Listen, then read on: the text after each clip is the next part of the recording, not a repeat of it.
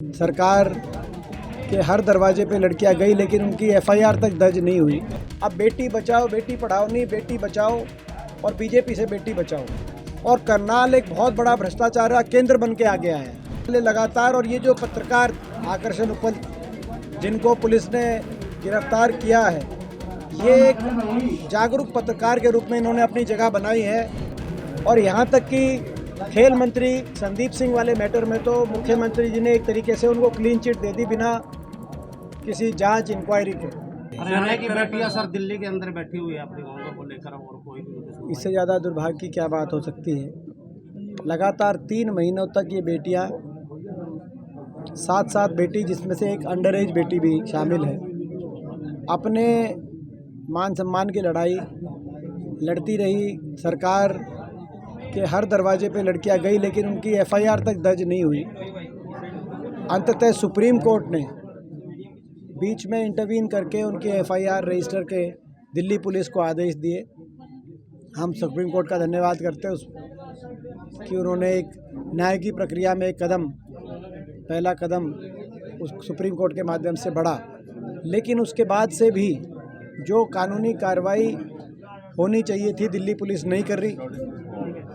हमारी मांग है कि ऐसे संगीन आरोप और एफआईआर किसी भी आरोपी पे लगे, कि साधारण आरोपी, उन पे जो कानूनी कार्रवाई बनती हो, इस आरोपी पे भी वो कानूनी कार्रवाई होनी चाहिए।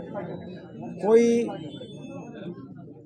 अब आरोपी, इस प्रकार के संगीन आरोपों के घेरे में आया हुआ कोई आरोपी को किसी राजनीतिक दृष्टि से नहीं देखा जा सकता। वो भाजपा के सांसद हो सकते हैं, लेकिन कानूनी कार्रवाई उन पे वही होनी चाहिए जो कि कानून के अंतर्गत। आपका क्या स्टैंड रहेगा सर? हम पूरी तरीके से अपनी बेटियों के साथ हैं और इस न्याय की लड़ाई में जब तक न्याय नहीं मिलेगा हम उनके साथ रहेंगे। सरकार ये बताएं कि एक और तो प्रेस की आज़ादी को ख़त्म किया जा रहा है। पहले फतेहाबाद में, उसके बाद कैथल में, उसके बाद करनाल पंजाब में बीजेपी धरने पर बैठी थी प्रेस की आज़ादी को लेकर, मगर अब खुद बीजेपी प्रेस की आज़ादी को ख़त्म कर रही है, जैसे कल करनाल का मामला। ये बड़े दुर्भाग्यपूर्ण बात है कि आपने सही कहा, पहले फतेहाबाद कैथल में, और मगर अब जो एक करनाल के अंदर, क्योंकि यह हमारी हरियाणा प्रदेश आज भ्रष्टाचार के मामले में बीजेपी और जेजेपी का जो गठबंधन, जो भ्रष्टाचार के समझौते पे गठबंधन बना है, उसके बाद से भ्रष्टाचार व्यापक हो गया प्रदेश में हर महकमे में। और करनाल एक बहुत बड़ा भ्रष्टाचार का केंद्र बन के आ गया है, जहाँ रजिस्ट्रियों का, तहसील का, अनाज खरीद का कई घोटाले लगातार। और ये जो पत्रकार आकर्षण उपल जिनको पुलिस ने गिरफ्तार किया है, ये एक जागरूक पत्रकार के रूप में इन्होंने अपनी जगह बनाई है।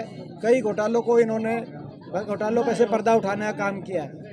ऐसे में इस तरह की पुलिस की जो इन पे कार्रवाई हुई है, स्वाभाविक रूप से लोग उसे सरकार द्वारा प्रायोजित कार्रवाई मान रहे हैं। ये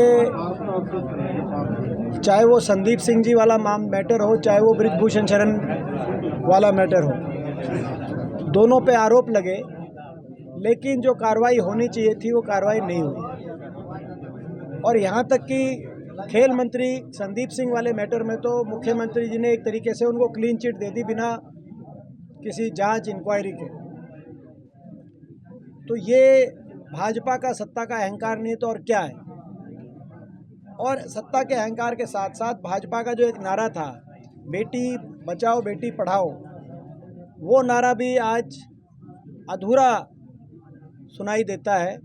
अब बेटी बचाओ बेटी पढ़ाओ नहीं, बेटी बचाओ और बीजेपी से बेटी बचाओ, ये नारा आज लोग इस निष्कर्ष पे पहुंच रहे हैं कि इस नारे को इस रूप से लें, क्योंकि भाजपा में कोई पदाधिकारी है, कोई खेल मंत्री है, तो कोई सांसद है, उस पर कोई आरोप लगेंगे, लेकिन उन पर भाजपा अगर सरकारी तंत्र से झोंक के उसको बचाने का काम करेगी, तो यानी कि भाजपा के